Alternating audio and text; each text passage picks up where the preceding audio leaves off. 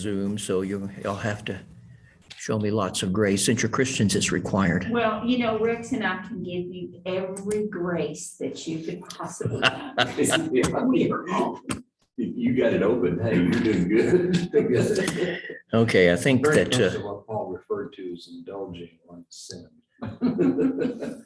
all right, can you folks on Zoom hear me okay? We can hear you just fine, sir. Excellent, thank you so much. I think I just admitted out loud that I don't know what I'm doing. You don't have to repeat that to just everybody, even though it's true. That's okay. I've been through it for several years and still don't know what I'm doing.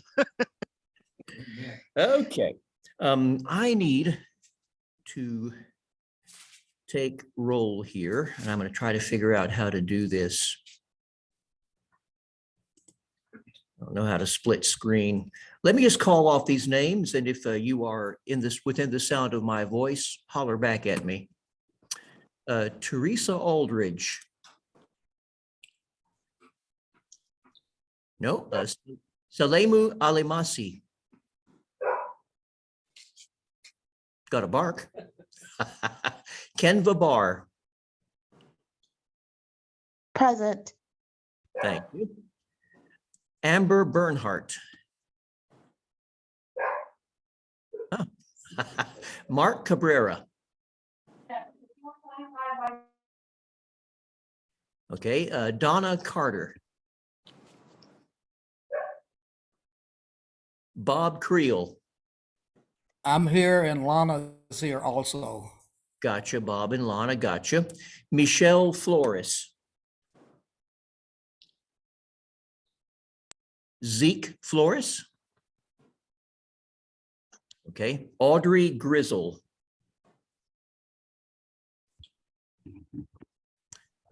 Veronica Juarez. Alex London. Annette Miner. Camille Morales. I'm here. All right, gotcha. Ed Mullins. Rhonda Newbolt. I'm here. Gotcha, Rhonda. Emmanuel Ogedengbe.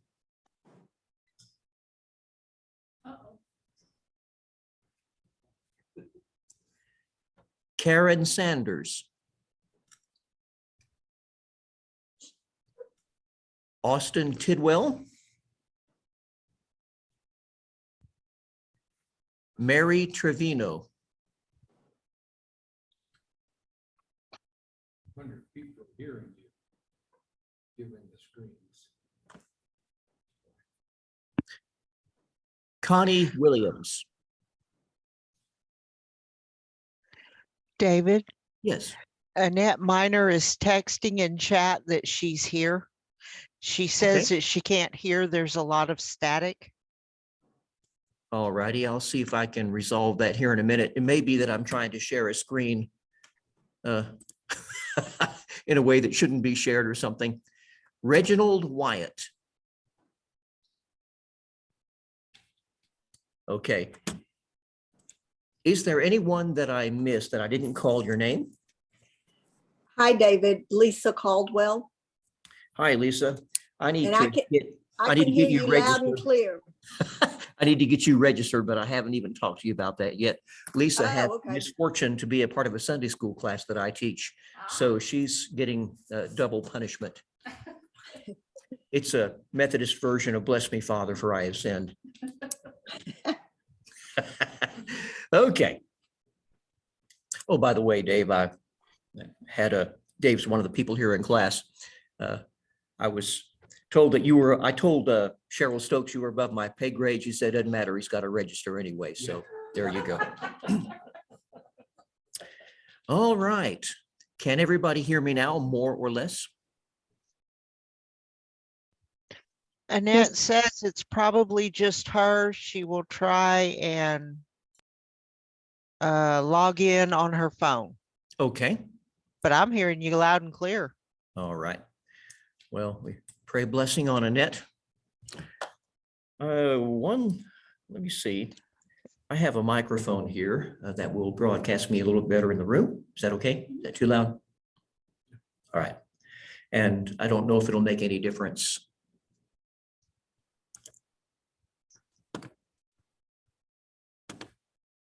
Okay.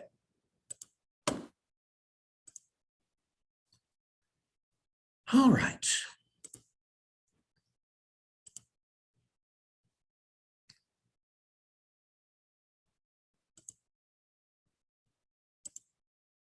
Okay.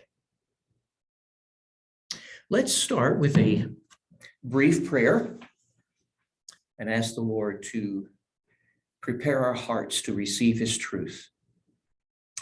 Holy Father, you declared in your word that you would send an anointing to teach us all things. We so desperately, in a world that is so lost and so wrong-headed, need your wisdom. You said the fear of the Lord was the beginning of wisdom, and we pray that in the fear of the Lord, we would comprehend, we would hear from you, and that you would instruct us in Jesus' name. Amen. All right. We are in the second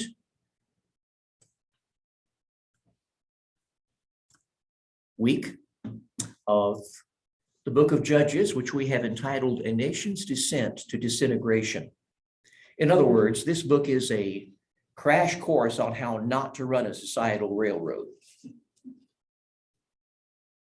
Last time we did some introductory theology, and I discovered in the interim in the last week that we didn't do enough.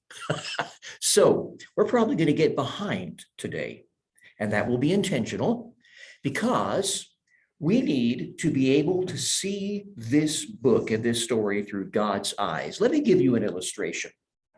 After I left home as a young man and was gone for a few weeks, months, years, I would see a movie, maybe a comedy, something that just had me in stitches, and I thought, man, I'd love to show this to my parents.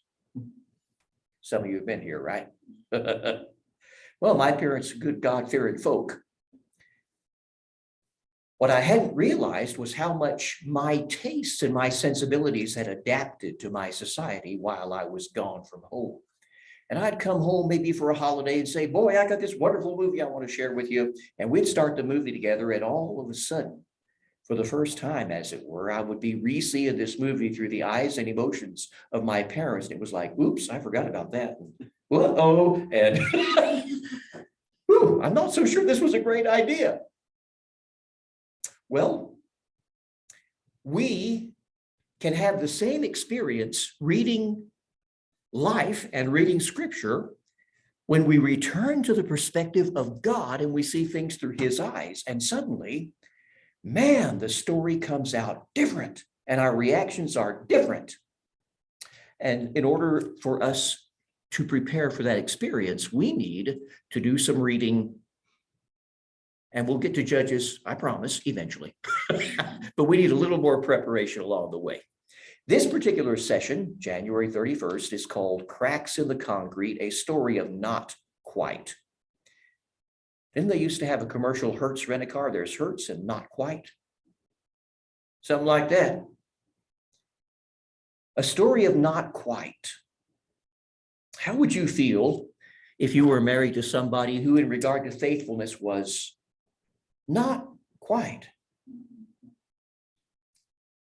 That's important because, and I'm going to be deliberately provocative here, I want to start out this session by suggesting to you that you are sitting in the audience at a wedding with a lovely, handsome groom and a to-die-for bride.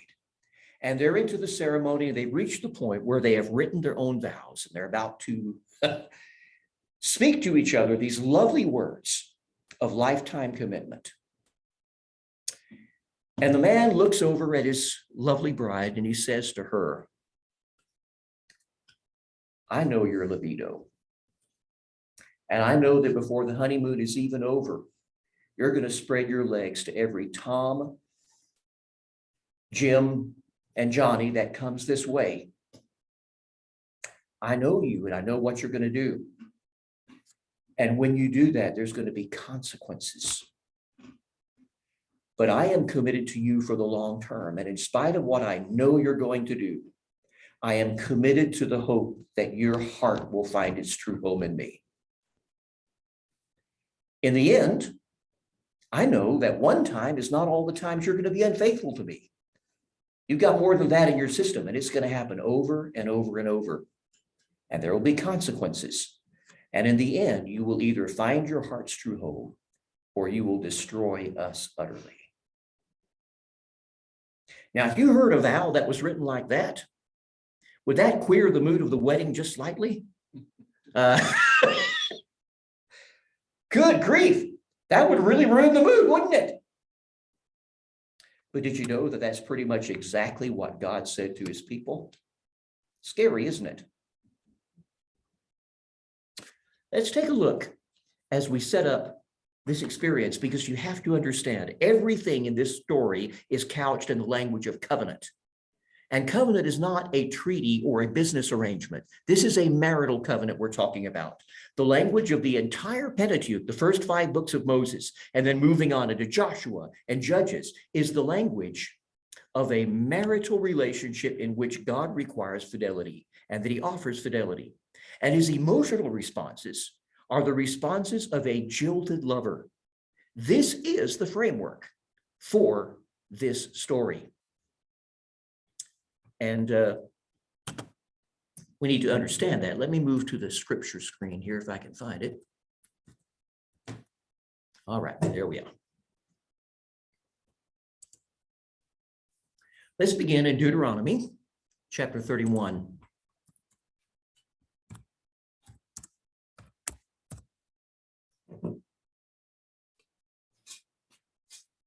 We call this spoiling the moment, a wedding day warning. Just like those special vows we just shared. Okay, let me try to move this screen a little bit. Okay. Deuteronomy 31. We're going to begin in verse 16. Moses at this point is an old man, and he is preparing to be called home by God. And this is his parting shot, if you will, to the people of Israel. Let's see if I can find a place to put this.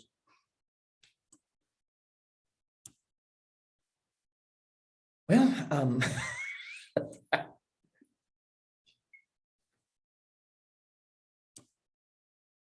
okay, maybe. Verse 16, and the Lord said to Moses, you are about to lie down with your fathers, and then this people will rise up and whore after the foreign gods among them in the land that they are entering. That's what it says. They will play the prostitute. Why? God married them. Exodus chapter 20, on the mountain at Sinai. He said they're going to rise up and play the whore after the foreign gods among them in the land that they are entering, and they will forsake me. They will be faithless to me and break my covenant that I have made with them. He didn't even say they were going to commit adultery. He said they were going to play the prostitute, which basically means a settled and persistent behavioral pattern. Then he says, my anger, verse 17, will be kindled against them in that day, and I will forsake them and hide my face from them, and they will be devoured. Strong word. And many evils and troubles will come upon them, so that they will say in that day, have not these evils come upon us because our God is not among us? If you abuse your marital relationship, that person's heart's going to close to you. And that person's body may take a trip away from you too. There will be a distancing that occurs because of the woundedness in that relationship. Verse 18, and I will surely hide my face in that day because of all the evil that they have done, because they have turned to other gods. Now, therefore, write this song and teach it to the people of Israel. Put it in their mouths, that this song may be a witness against me, or a witness for me against the people of Israel. For when I have brought them into the land flowing with milk and honey, which I swore to give to their fathers, and they have eaten and are full and grown fat, that would be me, they will turn to other gods and serve them and despise me and break my covenant. They're going to be faithless. They're going to step out. And when many evils and troubles have come upon them, this song will confront them as a witness. For I know what they are inclined to do even today, before I have brought them into the land that I swore to give. You see how like that wedding vow that I just said to you this is? Even before you start, I already know what you're going to do. Scary. And then verses 24 through 29. When Moses had finished writing the words of this law in a book to the very end, Moses commanded the Levites who carried the ark of the covenant of the Lord, take this book of the law and put it by the side of the ark of the covenant of Yahweh your God, that it may be there for a witness against you. For I know how rebellious and stubborn you are. Aren't these great wedding vow words? You stubborn, rebellious, faithless. I'm going to commit my whole life to you. Behold, even today, while I am yet alive with you, you have been rebellious against the Lord. How much more after my death? Wow. Assemble to me all the elders of your tribes and your officers, that I may speak these words in their ears and call heaven and earth to witness against them. For I know that after my death, you will surely act corruptly and turn aside from the way that I've commanded you. And in the days to come, evil will befall you, because you will do what is evil in the sight of the Lord, provoking him to anger through the work of your hands.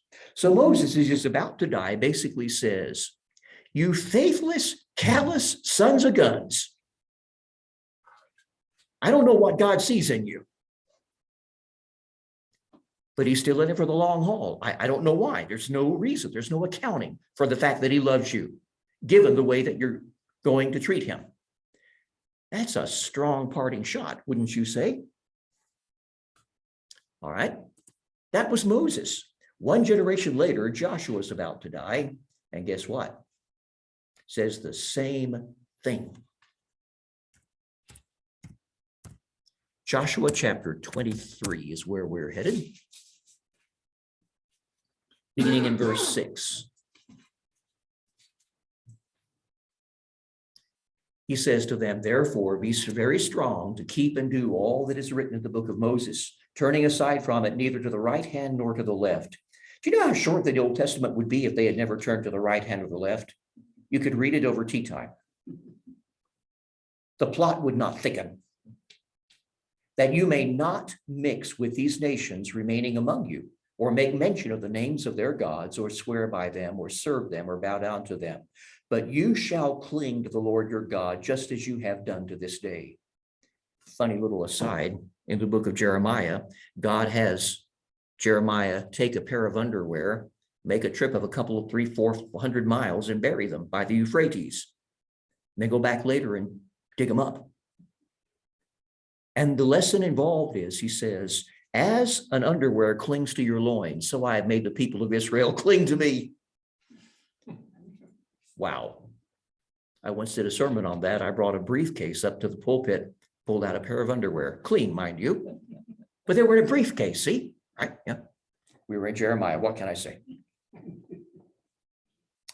4, verse 9, the Lord has driven out before you great and strong nations. And as for you, no man has been able to stand before you to this day. One man of you puts to flight 1,000, since it is the Lord your God who fights for you, just as he promised you.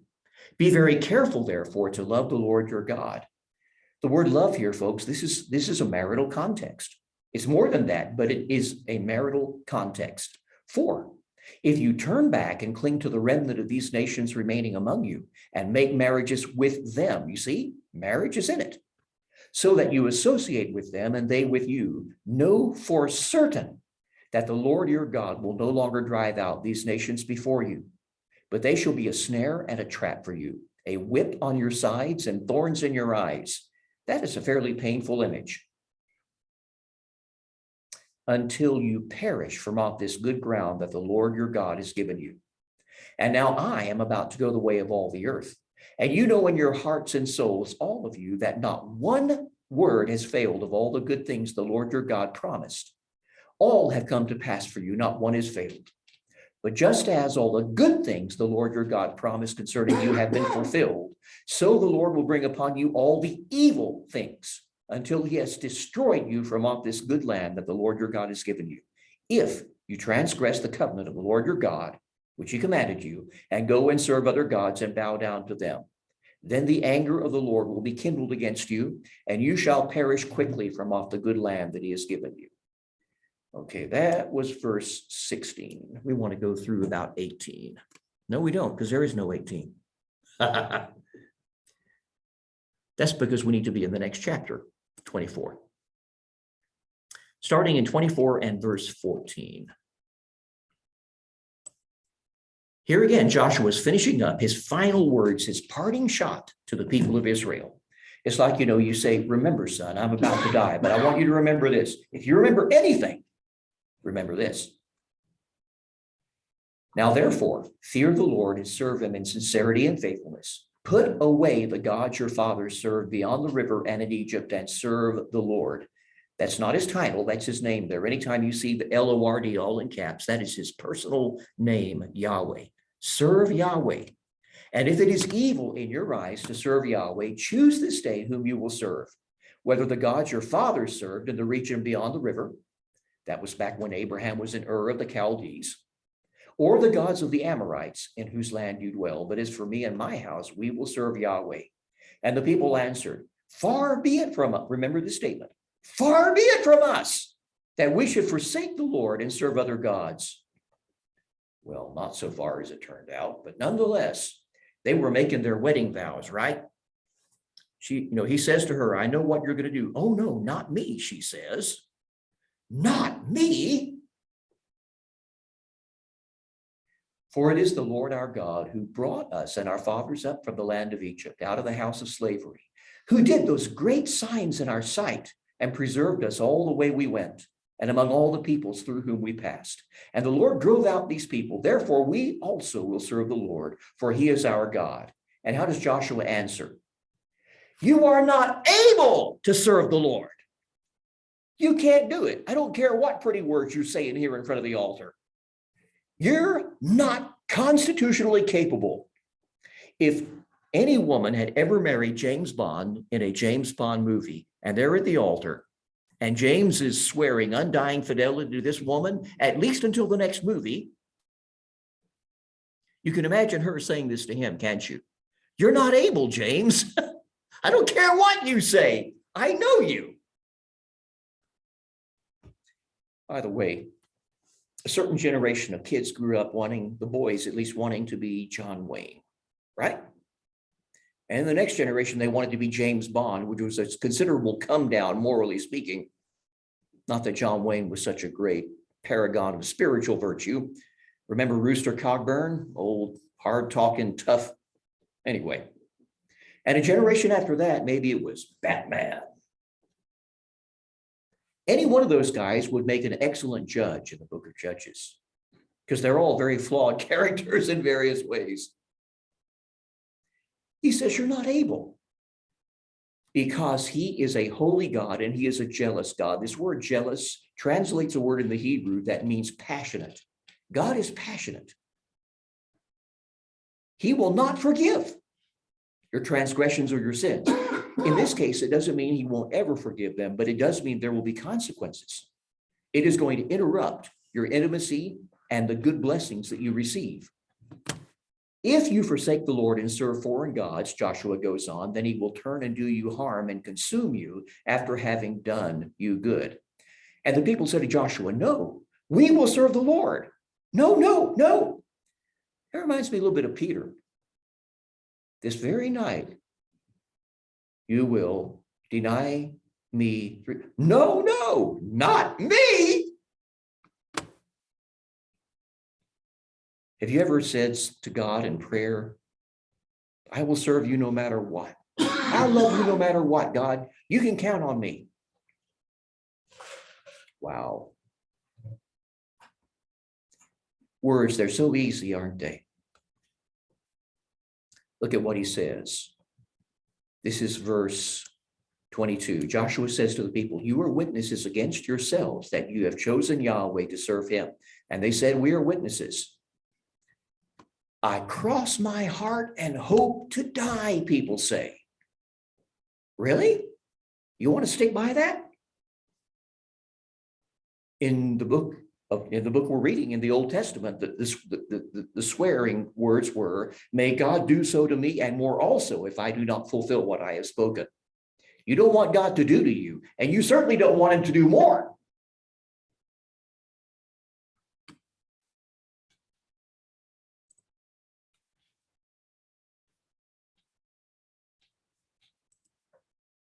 My Zoom just told me that I'm signed out. You're still here. Yep, can still Okay. see you. Hey, my computer's an Israelite. It's a lying son of a gun. Thank you for letting me know that I'm still here. Okay. Brother Shelburne, can I ask a quick question? Yes.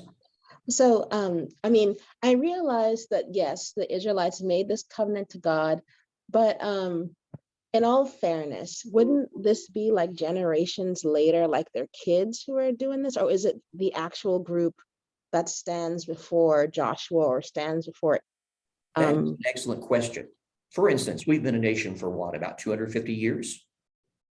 The Puritans, for instance, would often have said, God, we and the nation that we form will serve you all of our days with all of our hearts. How many generations are we removed from the Puritans? Not terribly many, right? And for crying out loud, a lot's happened in that short time. So that is an excellent question. And that question will in fact be answered to some degree if we get that far tonight.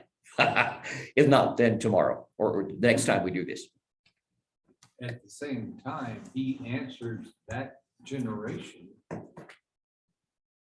But at the same time, Joshua and Moses answered that generation, no, you will not be faithful. You don't have it in you. And so there's that strange tension that, you know, make a covenant to me, but realize you won't make it, you know. Yeah.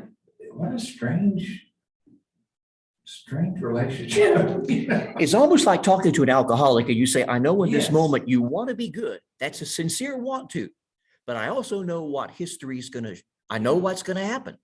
Well, that's, yeah. If you're James Bond, you're a loveaholic, you know? So, yeah. And Dave is right. That was Dave Langford. He's saying this to them. And if you think that is out of place, look at the very next verse. Having just said, you're witnesses, you've chosen to serve God. They said, absolutely, we're witnesses. He says, then quit stepping out and having sex now. Right now, you've got foreign gods among you. Right now, you're being faithless.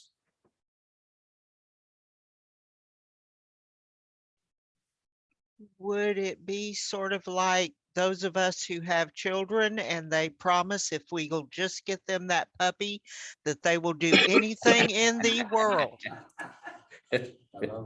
or that bicycle, or whatever it may be in that moment? Say anything to get what you're after. That could be it. I will say to their credit, I think that at this moment, the people of Israel were probably, they had this rosy view of themselves that we all tend to have, you know, oh, in this moment, you know how spiritual you feel in the middle of an inspiring church service? God, I'll serve you forever. God, I love you so much. Well, by Friday night, things look a little different, just the way we are. Nonetheless, Joshua made a covenant with the people that day and put in place statutes and rules. And then Joshua set up this big stone. Man, you know, there's a big old rock over there as you go into town. You know what that stone is there for? It is there to remind you that if 50 years later or 100 years later, you have a bunch of idols in town that you set up and you're worshiping, that stone is there to tell you that God's gonna drop it on you. It's the reminder of the falling anvil that's coming your way. So Joshua dies. Moses had said, I know what you're going to do. Last words. Joshua, with his very last word, says, I know what you're going to do. Don't see what God sees in you. And yet he loves you. Okay, that is the first thing that we needed to observe. When I talk about cracks in the concrete, are you starting to see the cracks? You know, here's this guy swearing eternal faithfulness to God, and he's got a little statuette of Baal in his pocket. Crazy.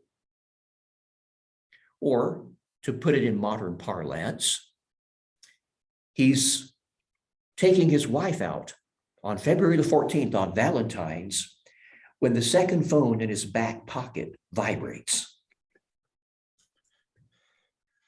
There you go. Okay, the second concept that we need to explore before we get into the actual text of the book of Judges is something called cherem. You have to have a throat disease to speak good Hebrew. Cherem. And basically, it is a term that refers to something being devoted 100% to God. Cherem is placed under the ban. It is separated from common or ordinary use, and it is given over to God. How do you spell that? H-E-R-E-M. The H usually sometimes it has a dot under it because it's way down in your throat. Pretend you're Garfield coughing up a hairball and you'll get the right sound. There you go. Cherem.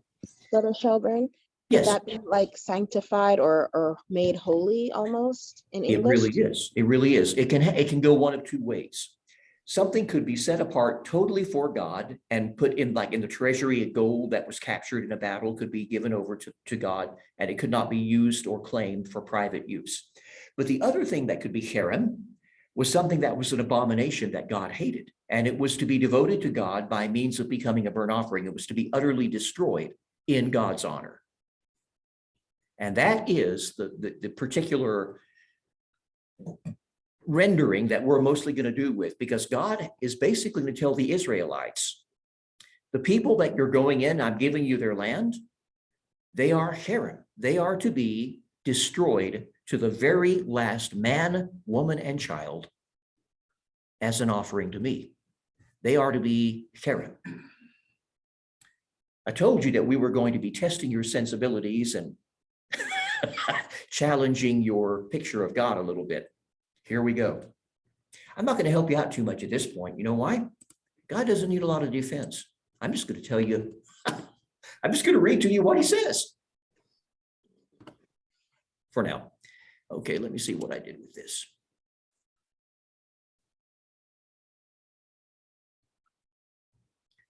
Okay, my sharing is paused.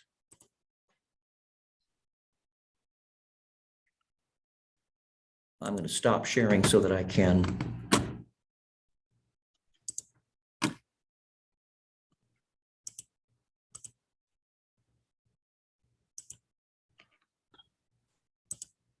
get back into it, hopefully.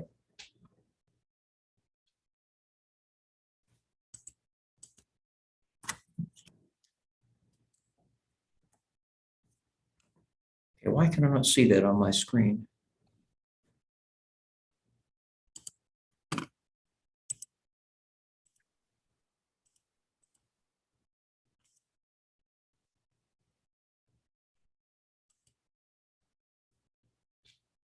Okay, I don't know what I'm doing wrong here, but I can't see you all. Can you still see me? Yes, sir. Yes, sir. Yes. Yes.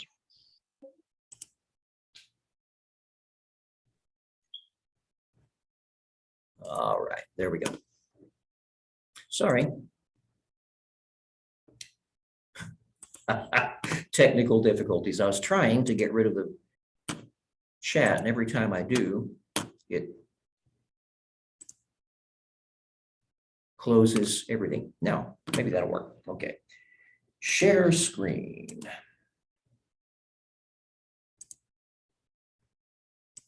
All right, can you see the screen with the biblical text now? Yes, sir. Thank you, appreciate it. We are back. Cherem, we're going to explore this briefly in terms of what God commanded them before we get to Judges, and then we'll see how it works out in the course of Judges. First, we will go to Exodus chapter 23.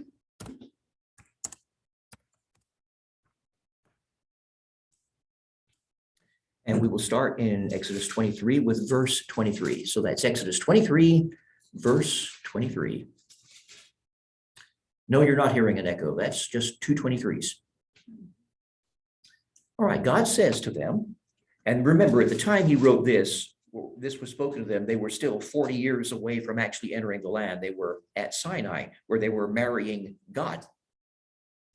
When my angel goes before you and brings you to the Amorites and the Hittites and the Perizzites and the Canaanites, the Hivites and the Jebusites, there's a lot of mites. I wonder if there's like bed mites in there.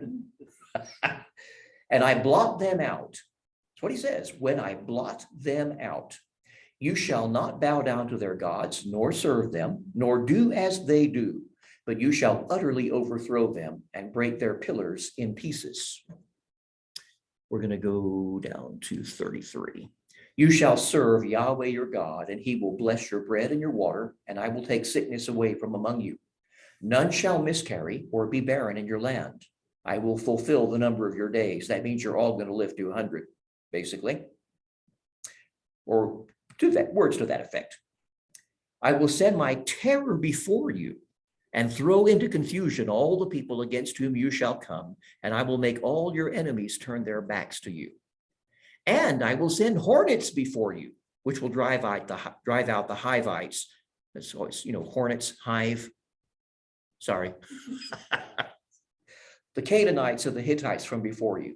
So in this passage, he's just said that I'm going to send three things in front of you. And this is why you will win every war that you fight. Number one, I will send my messenger, my angel. Number two, I will send my terror so that everybody is scared witless. And number three, I'm going to send hornets. And in case you think he was kidding, this is repeated, I think like three or four more times in scripture. These guys had to go to war stung every which way, with big welts from being stung. Unbelievable. I don't care how big a giant you are. A number of hornets can cut you down to size. Then he goes on to say, I will not drive them out before you in 1 year, lest the land become desolate and the wild beasts multiply against you. Little by little, I will drive them out before you until you have increased and possessed the land. And I will set your border from the Red Sea to the Sea of the Philistines, and from the wilderness to the Euphrates. For I will give the inhabitants of the land into your hand, and you shall drive them out before you. You shall make no covenant with them and their gods. They shall not dwell in your land, lest they make you sin against me. For if you serve their gods, it will surely be a snare to you. No compromise, no quarter, nothing. Yeah, I told you last time to imagine a wife who's married a husband, and then a new family moves in, and it turns out that the wife of the couple that moved into the neighborhood was the old flame for the husband, and then she's becomes a member of the same country club, and then she's hired on at the same place where he works, and then she becomes his assistant. And the wife says, if you so much as look at her, I'm going to kill one of you. What God's saying, if you so much as look at another god, all hell will break loose. And when God talks about hell, it's not metaphorical. Okay. The second passage is Deuteronomy chapter 7.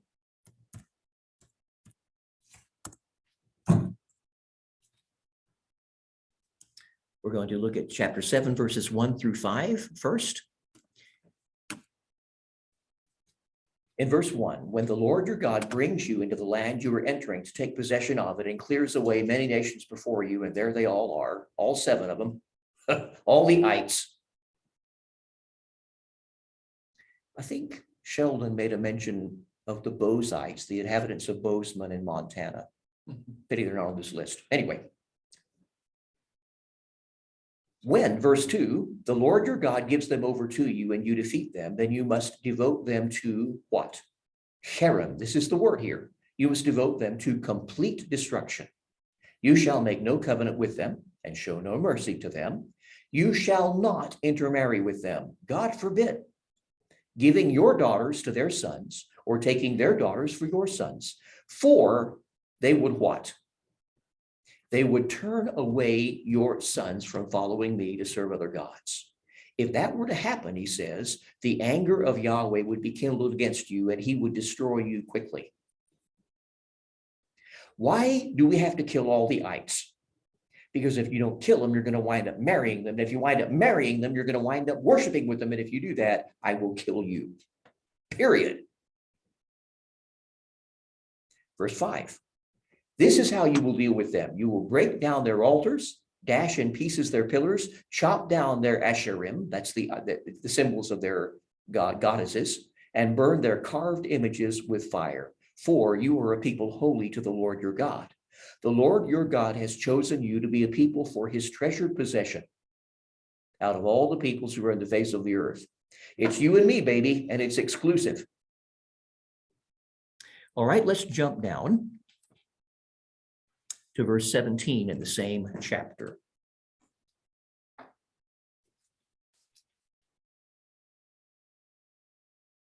If you say in your heart, these nations are greater.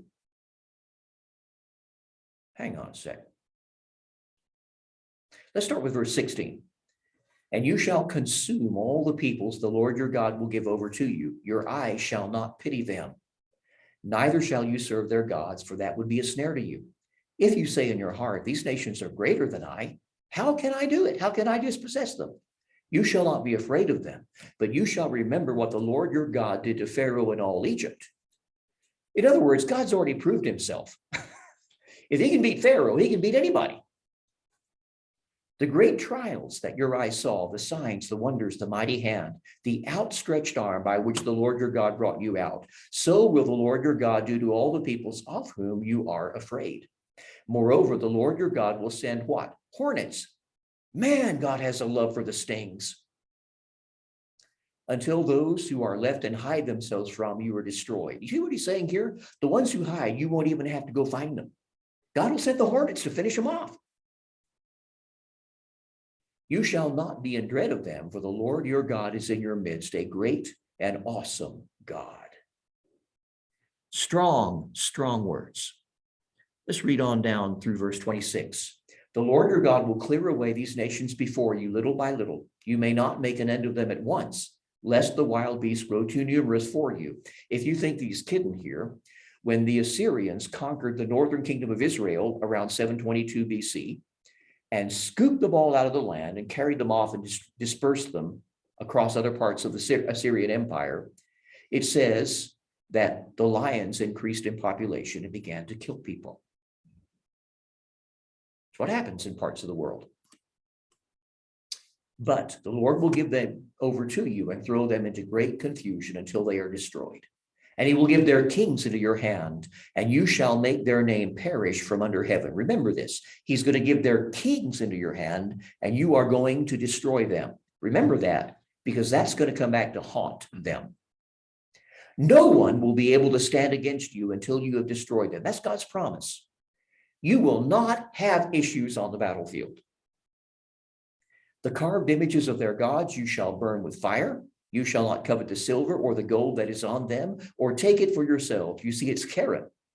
Later, there will be times when there is gold and silver that they can take, but not the stuff that covers the idols. That is cursed. They must not touch it. It is Karen. It is an abomination of the Lord your God. You never want your wife to find a picture of your old flame in your wallet or in a box of stuff. You don't want that. You shall not bring an abominable thing into your house and become devoted to destruction like it. You know what he says? If you take to yourself what is devoted to God's destruction, then God will devote you to. You'll become part of what is to be destroyed. Happened to Achan in the valley, Joshua chapter 7. When he took stuff out of Jericho that he wasn't allowed to take. You shall utterly detest and abhor it, he says, for it is devoted to destruction. Man, strong, strong stuff. You can turn, I'm going to summarize this rather than reading it, but Deuteronomy chapter 13 is the last passage on this that we need to be aware of. Deuteronomy 13 is really, really stout stuff for people who think that God is some kind of cosmic Santa Claus who's all good sweetness and light. 3 sections in this chapter, and every one of them is devoted to Shelburne in Israel, not killing the Canaanites, but God killing Israelites who mess up, and they mess up bad. The first section says, if a prophet, this is verses 1 through 5, if a prophet declares something that is to come to pass, and even if he's right, it does come to pass, but then he turns around and says, let's go serve other gods. You know what you're to do to that prophet? Karen, which is pretty much Hebrew for kill him. You eliminate him. You destroy him. Why? Because he encouraged the people to turn their backs on God and to worship false gods. In other words, he encouraged them to commit adultery. He encouraged them to break their marriage vow to God. That prophet shall be put to death, verse 5. Second section begins in verse 6 and goes through verse 18. No, rather 6 and goes through verse 11.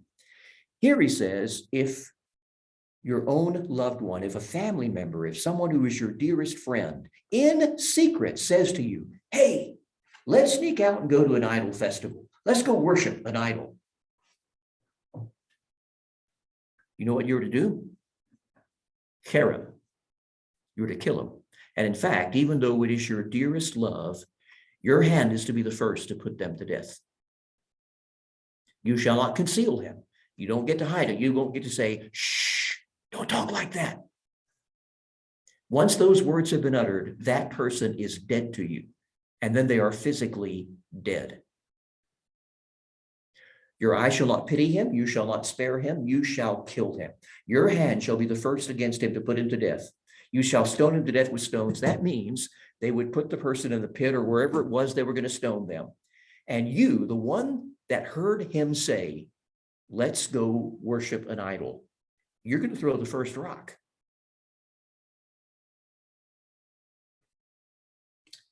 Notice how he ends this. In the first section, he ends by saying, so you shall purge the evil from your midst. God has an urge to purge at times. You shall purge the evil. Purge means to completely eliminate, right? To get rid of. In the second section, after you've killed your own dearest loved one, here's his summary, verse 11. All Israel shall hear and fear. Don't you like that? Man, they're going to make your hair stand up when this gets on the news. Israel shall hear and fear and never again do any such wickedness as this among you. Wow. Now it gets really intense. Section 3, beginning at verse 12. If an entire community, a village, or could it be a city in your country, goes off, who knows why they would do this, but if a city were together to somehow get lured and seduced into worshiping an idol, and you hear about it, then number one, you make diligent inquiry, you investigate it because you'd hate to wipe out a whole city and then discover you were mistaken. Oops. That's a big oops. But if your investigation shows that this has in fact occurred among you, what do? You shall surely put the inhabitants of that whole city to the sword, devoting it to destruction. That's Haran. All who are in it, even the cattle, even the animals. And what's more, every possession, everything from the diamond rings to the furniture, to the toys, to the jet skis, everything. Oh, let's not go there. Puppies? Oh. Man, you're making this rough, aren't you? Hey, you're one. Everything is piled into the middle of the open square and you burn the whole thing with fire. Who said God does not accept human sacrifice? Wow. And he says, none of the devoted things shall stick to your hand. Don't try to save that coin collection with the old, Morgan dollars or don't think Don't touch any of it. Why? The whole thing is cursed. My goodness, you think God's serious about this? Why? That the Lord may turn from the fierceness of his anger and show you mercy. You dang better want to have mercy from God. This is not a God you mess with. And have compassion on you and multiply you if you obey the voice of the Lord. Wow. Okay, that is a lovely note to end on. Some of us might even need to go to the bathroom after that. So we're going to take a break. 6:20. I'll try to be back at about 6:25. David, Yes. I'm gonna need to leave early. I've got a family thing coming up. Not a problem. This will be available on YouTube as well. So if you want to catch up later, that's quite doable. Yes, I am. I'm gonna go back and watch on YouTube, and you're doing just fine with the whole Zoom thing. All right. Isn't this just inspiring, heart-lifting material? Definitely educational. We'll be back in about 5. Picture of God is like a jealous, abusive husband. Yeah. Abusive husband. You know, it's just, obey me or I'll beat you up. Remember that story from the first one? Chained him to the bumper of the car Yeah, and dragged I him to know. the police I know, station it's, after beating the snot out of him. It's disturbing. Especially when in other parts of the Old Testament, the rhetoric is, I've chosen you to be a blessing. I've chosen you to be a light. And yet here is, I've chosen you to be mine. So it's bothersome. He's urged to purge and urged to merge. I can't. Well, I was gonna say, if you've ever been in a hornet's nest, one time I was cleaning the window Mm. and the hornet, I didn't know it. And so it came on my face Ooh. and head and I started running, which was absolutely the thing to do. Wow. But when you think about a hornets, there was no way anybody could fight if the hornets Yeah. were around and on them. They would be, they couldn't. It's the imagery is well-known imagery of suffering. Yeah. Mhm. And irresistible suffering. Oh, yeah. Yeah. Wow. Intense. Boy, that stings. Yeah, I'm gonna get some water. yeah, I love some of you. I don't need any ice in it though, babe. I'm cold enough. I'm not cold, but I don't.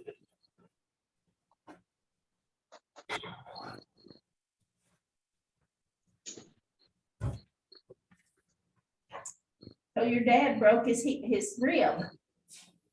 Cracked his rib. You hadn't told me that, but I'm not surprised. I knew that he was hurting pretty good. Well, I thought he said cracked. He may not have. He said it when he was walking with Ian, he fell. It's entirely possible because it's been hurting him pretty good.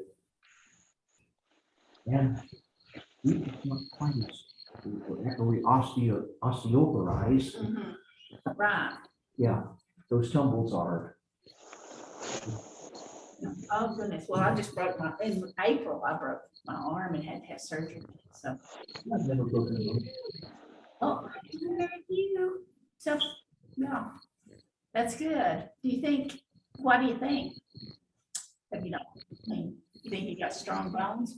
Drink a lot of milk No. as a child? No, I have sequencing I know you spondylitis. So did. I don't think that bone strength really is the. Answer. Jacob, I'm a man of chance. I don't jet ski. I don't I don't either. bungee jump. Oh, goodness. We were in Washington DC and their stones that they have downtown are just set in there. They're not seeing it, in other words. And so there are a lot of them that are kind of popped up and we were walking quickly so we could catch a bus and I just.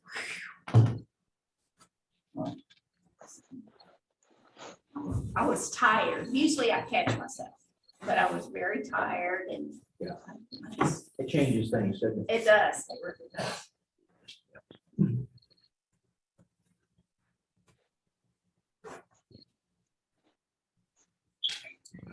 Mhm.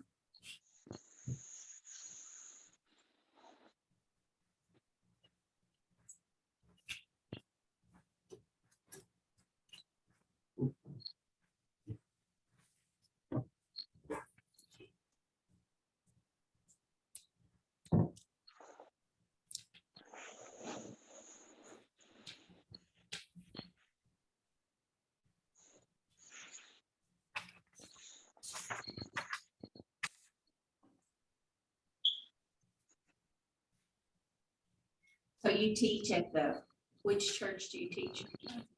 At Lake Ridge, Lakeridge. Yes.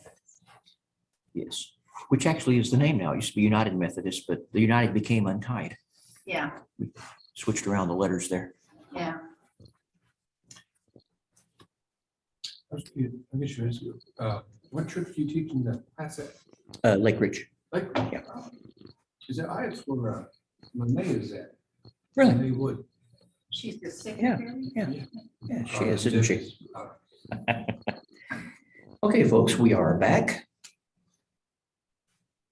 Theoretically. Now, that was some pretty stark material we just covered. Let me ask you a question before we go on into the text of Judges. If you were diagnosed with a malignancy, you had some cancer cells running around a certain portion of your body, and you go into the doctor and he or she recommends chemotherapy or radiation or maybe even radical surgery, and the doctor were to say to you, I'm confident we can get 80% of this tumor. Would that be good enough for you? Would there be a problem with that? Would it be okay to get 90%?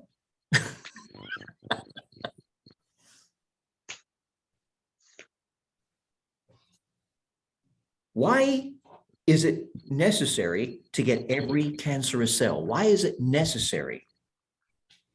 Anyone? So it doesn't grow back? Because what will cancer do to you? Regrow? And it will kill you, won't it? Yeah. You hear what God is saying to the people of Israel here? He says, I will kill some of you because if you are infected by the disease that the Canaanites have, it will kill all of you. Guaranteed.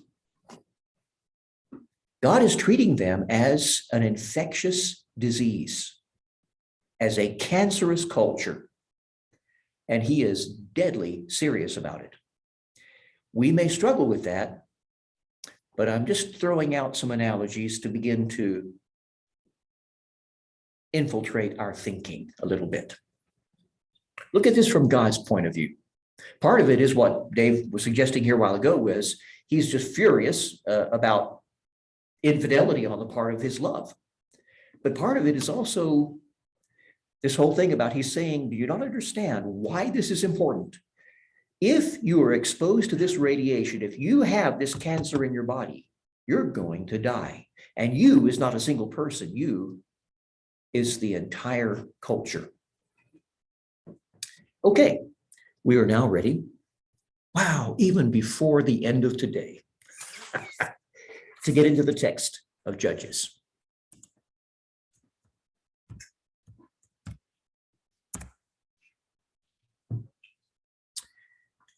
Right before we do that, I'm going to pop back over to the outline of the book of Judges here and remind you that there is a very artistic literary plan that the book, and by the way, there are different ways to divvy this up, but this is mine and it's obviously the best. So there you have it.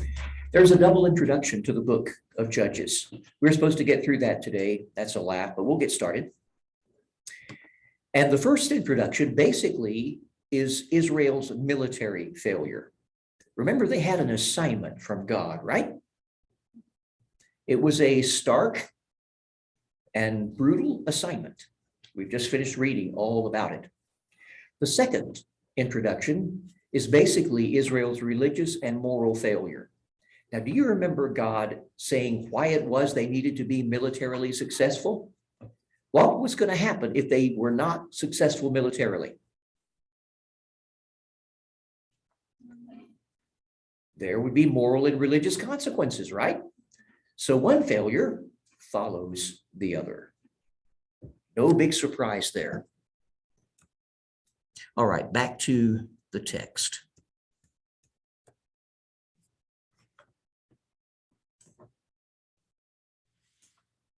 After the death of Joshua, somebody said, when does period of Judges start? That's pretty easy. When Joshua died. After the death of Joshua, the people of Israel inquired of the Lord, who shall go up first for us against the Canaanites to fight against them? You may remember at the end of Joshua's life, the land was essentially conquered, but not completely conquered. Most or many of the Canaanites had been in fact exterminated, but there were still pockets and areas where there were cities that were not conquered. There were partial groups that were not completely defeated. So the job needed to be finished because after all, cancer cells, right? There's still cancer running around in you. Looks like we need another radiation treatment. Who shall go up first to fight against them? And the Lord, they're inquiring of God. This is a good sign, right? And the Lord said, Judah shall go up. Behold, I have given the land into his hand. And Judah said to Simeon, his brother, by the way, this is not Judah the person. He'd been dead hundreds of years. This is Judah the tribe. This is all the little Judahites that came from Judah having kids and them having kids. There were something like 74, if I remember right, there were about 74,000 military-aged men in the tribe of Judah at the time they entered into Canaan, something like that. So this is, probably a couple 100,000 people all told in the tribe at this point. The Judahites said to the Simeonites, come up with me into the territory allotted to me that we may fight against the Canaanites. And I likewise will go with you into the territory allotted to you. So Simeon went with him. Little bit of back history here. Judah, the whole land had been apportioned out into 12 tribal territories by lot, the Urim and the Thummim, the little stones that were in the breastplate of the high priest. And the Lord had apportioned the land to the tribes of Israel. Judah's portion was big because they were a huge tribe. And it was way down in the south. They were southern. They probably ate grits and spoke like us. They were at the very southern end of the country. Simeon's territory, oddly enough, was inside of Judah's territory, like the hole in a donut. Kind of like if you go into northeastern Arizona, the Navajo reservation, there's a donut. There's a Navajo, that's the donut, and then the space in the middle is the Hopi reservation. They're actually contained inside the Navajo reservation, which is really awkward because if you're on a little highway that goes through all those, Arizona, you may know, does not observe daylight savings time. The Navajo Nation does observe daylight savings time, and the Hopis do not observe daylight savings time. So you can be on this highway, and every few miles, the time changes. Simeon had the smallest territory, probably of any of the tribes, or one of the smallest, and the story behind that is pretty terrifying. There was a census of the Israelites at the beginning of the Exodus. And there was a census at the end, 40 years later, when they were about to go into the promised land. Both censuses came up to roughly 600,000 military-aged men. But when you look at which tribes increased and which tribes decreased during that 40 years, there is an amazing thing. Simeon went from being one of the largest tribes on the front end of the Exodus to being by far the smallest tribe on the back end. When God was busy killing Israelites in the desert all those 40 years, turns out that a whole lot of them were Simeonites. They were apparently really disobedient. So they had a very small territory inside of Judah. And so naturally, it was natural for them to go together to conquer the remaining territory. All right, you get that for free. I won't even charge for that. Verse 4, then Judah went up, and the Lord gave the Canaanites and the Perizzites into their hand, and they defeated 10,000 of them at Bezek. This is a very good start if you're not a Canaanite. They found Adoni-Bezek at Bezek. Adoni-Bezek means the Lord of Bezek. That was probably his title. This is taken by some versions as a proper name, but it probably simply meant the governor of Bezek. And they found him at Bezek. Where else would you find him? And fought against him and defeated the Canaanites and the Perizzites. Adoni-Bezek fled, but they pursued him and caught him and cut off his thumbs and his big toes. Interesting detail. And Adoni-Bezek said, 70 kings with their thumbs and big toes cut off used to pick up scraps under my table. As I have done, so God has repaid me. And they brought him to Jerusalem, and he died there. Now, don't think that Adoni-Bezek necessarily got a case of jailhouse religion here, that he's now a Yahweh worshiper. The word God that is used in his sentence, as I have done, so God did to me, is a generic word for God and could have referred to Baal as easily as it could have to any other God. He's just saying karma, you know? What goes around comes around. I once read about a bumper sticker that read, "My karma ran over your dogma." Okay. Why is this included? Who knows? It's an interesting piece of history. Verse 8, the story goes on, and the men of Judah fought against Jerusalem and captured it. Well, pretty famous city, right? It's still around, Jerusalem. What do you know? It was an ancient city. They captured it and struck it with the edge of the sword and set the city on fire. Here, the Israelites are burning what became their own capital. Pretty wild. But that's what they were supposed to do. Verse 9. Afterward, the men of Judah went down to fight against the Canaanites who lived in the hill country, in the Negev, and in the lowland. All right. Picture Israel in your mind as a narrow country that's long north to south and not so very wide. If you're going from west to east, you start at the Mediterranean Sea. You start at the beach, sea level. How do we know? The sea. And you have the lowlands, you have the plains right there where, you know, the beach, and it's flat and it's low. And then you begin to move into what was called the Shephelah, or the hill country. The ground starts to rise and get bumpy. If you fly out of Lubbock and you head toward Dallas, you can see something rather like this.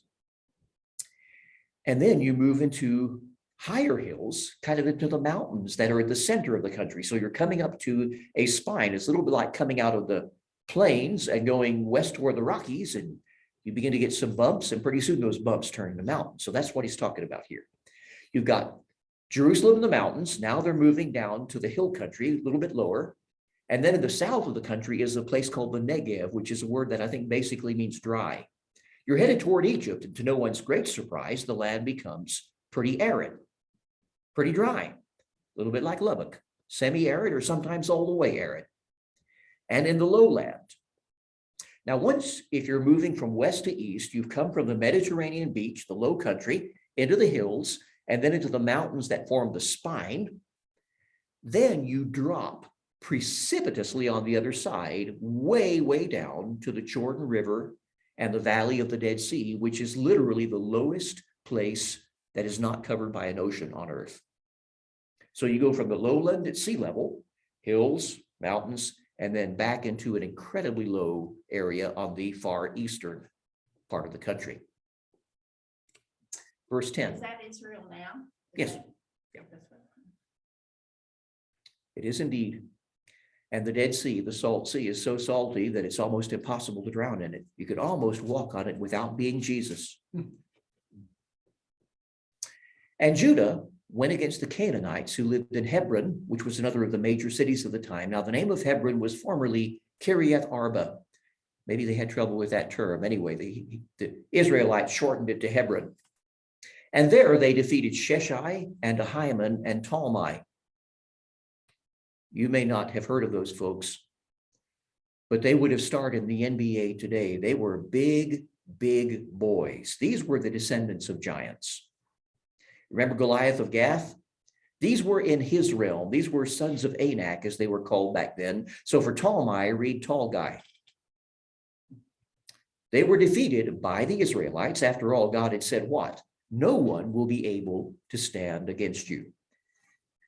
You face a giant, you just cut him down to size. You have some hornets to help.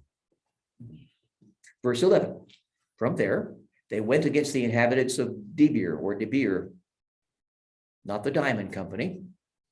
The name of Debir was formerly Kiriath Sefer. And Caleb said, all right, who's Caleb? Everybody remember Caleb?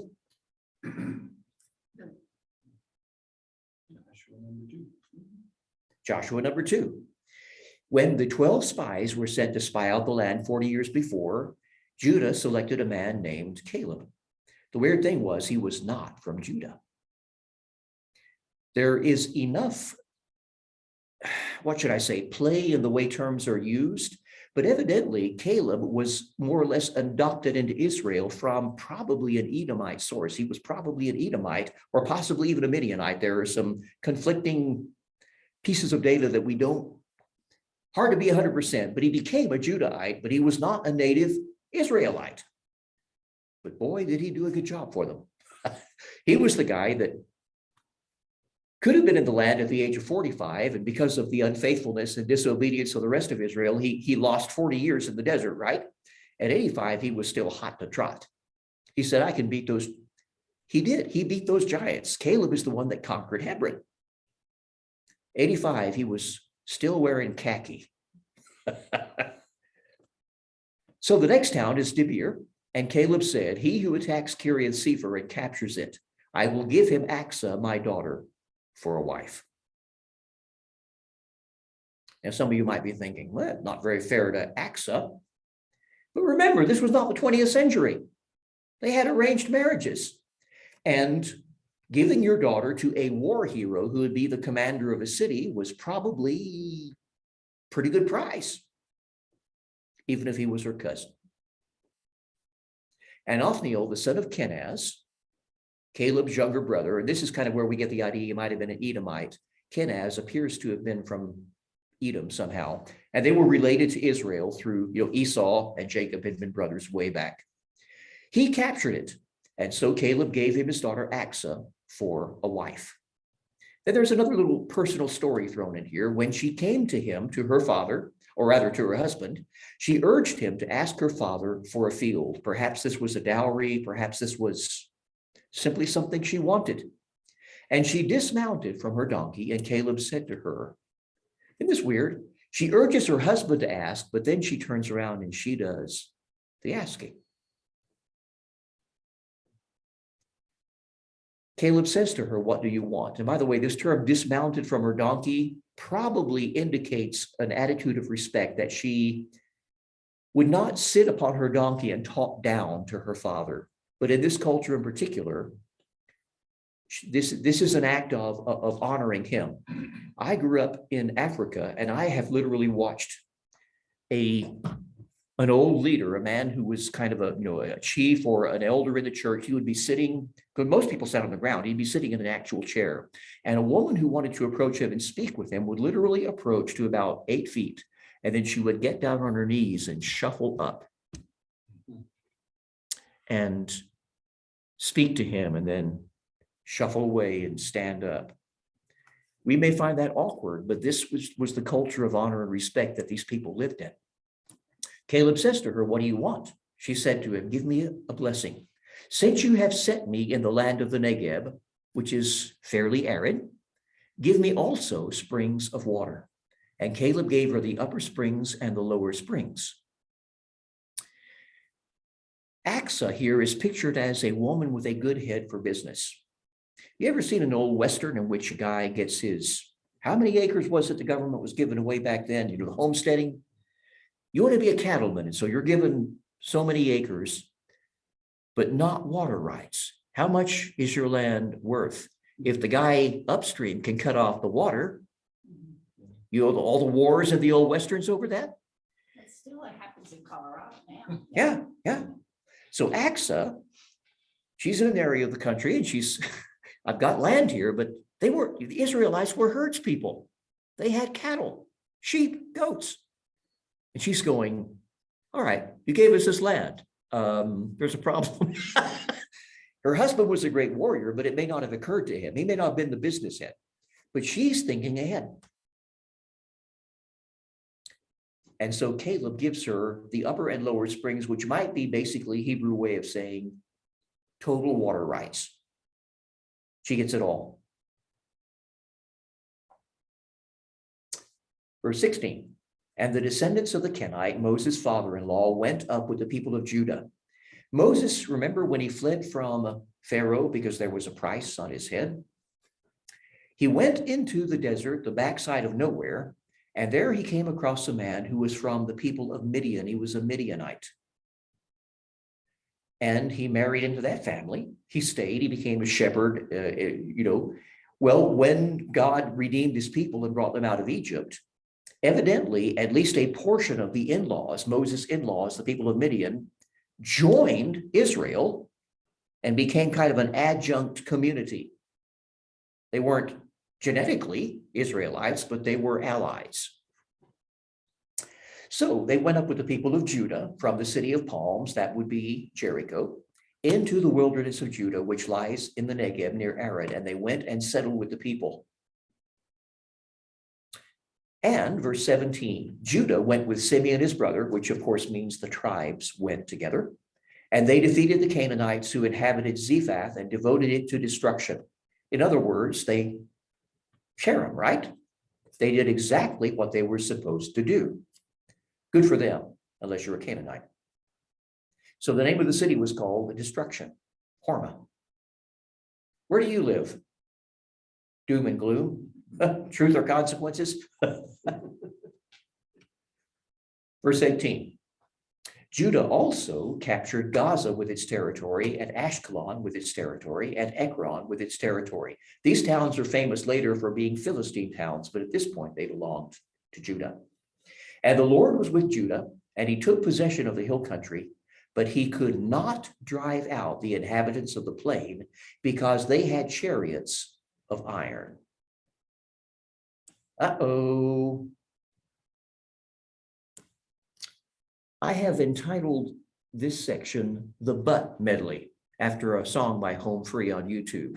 They call it the Butts Medley because there's a bunch of songs about human posteriors. We're going to move into a section of Judges now, which is the Butts Medley. The people conquered this, the people destroyed that, but not all the way. They did this, but not quite. They killed 80% of the cancer cells, folks. They were feeling good about themselves. But notice the way this is worded. They could conquer the Canaanites who were in the hill country and in the mountains and in the Negev. But then they get down to the flat area in the plain. And now they have a problem because those guys down there have iron chariots. They've got more sophisticated weaponry. Now, to make a bad pun, this is ironic, is it not? Because God had said to them what? You will not have issues on the battlefield. I'm sending my messenger before you. I'm sending terror before you, and I'm sending the hornet before you. No one will be able to stand against you. Well, that was fine until they got down there and they, ooh, my, look at those chariots. Dang, that looks bad. Wouldn't want to mess with those guys. It says they could not drive them out. Really? I thought God said they could. So there's a little tension in the story here, isn't there? What's going on? You know, G.K. Chesterton once made a statement in which he said, the truth is that Christianity has not so often been tried and found difficult as it has been found difficult and left untried. I think they got down as far as the plain and they took one look at those chariots and they went, nope. I don't think so. Not today. That looks too hard. Peter was doing just fine, stepping out of the boat, right? Until he saw nature's equivalent of the chariots of iron. But now we have a few Canaanites that are not getting caromed. They're still around. So there's a double tension here. The first tension is, was God wrong when he said they wouldn't have issues? They would be able to conquer anybody? The way it's stated is they couldn't do it.